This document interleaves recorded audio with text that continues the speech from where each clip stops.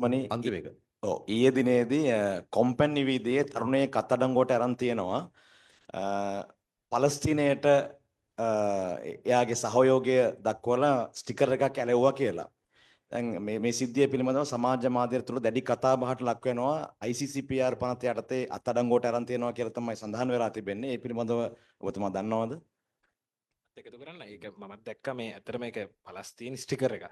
Sticker දැන් අපි පලස්තීන් sticker අල්ලවෙන එක සහ විරෝධය දැක්වීම කරනවා. එතකොට මෙතන ප්‍රශ්නේ තියෙන්නේ අපි මේක යම්කිසි පොදු ස්ථානයක ඇලවුවා වගේ දෙයකට අත්අඩංගුවට ගත්තා නම් ඒක එක තත්ත්වයක්. නමුත් ඒව TID එකට බාර දුන්නා කියලා දැන් තියෙනවා. එතකොට TID එකට ඒ ස්ටිකර් එක දැන් මමත් අලවන් ඉන්නේ මේ දැනුත් ඒතර මාව TID එකට ගනීද කියලා මං අහන්නේ. මේ සහ ආණ්ඩුව යම්කිසි විදියකට පලස්තීනයේ දැන් සිදුවෙන ක්‍රියාවලිය ගැන විරෝධය දක්වලා ප්‍රකාශයක් කරයිද? මොකද ආණ්ඩුව අපි දන්නවා ස්ථාවරයක් විදිහට දේශපාලන පක්ෂයක් විදිහට ඔබ පැහැදිලි ස්ථාවරයක් තිබුණු කණ්ඩායමක්. එතකොට මොකක්ද ඒ ගැන තියෙන ස්ථාවරය?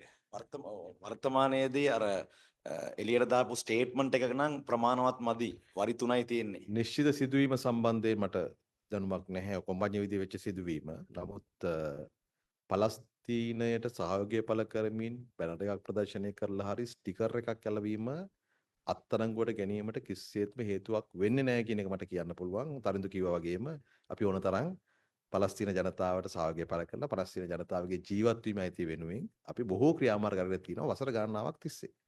ඒකට අපි වැඩසටහන සංවිධානය කරනවා. ඒක හේතුවක් වෙන දෙයක් නෑ. අපි බලමු පොලිස් පරීක්ෂණවලදී ඊට වඩා දෙයක් එතන තියෙනවද කියන එක. අපි විටින් විට පලස්තීන ජනතාවගේ ජීවත් වීම ඇති වෙනුවෙන් අපේ ස්ථාවරයේ ප්‍රකාශයට පත් කළා තියෙනවා.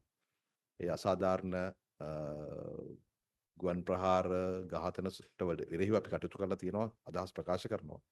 ඉතින් ඒ ජනතාවගේ නිදහස සම්බන්ධ ස්ථාවරයේදී අපේ ජනතාවත් එක්ක ඉන්නවා කියන එක පැහැදිලිව කියන්න පුළුවන්. වස්තුති. අපි දෙමළ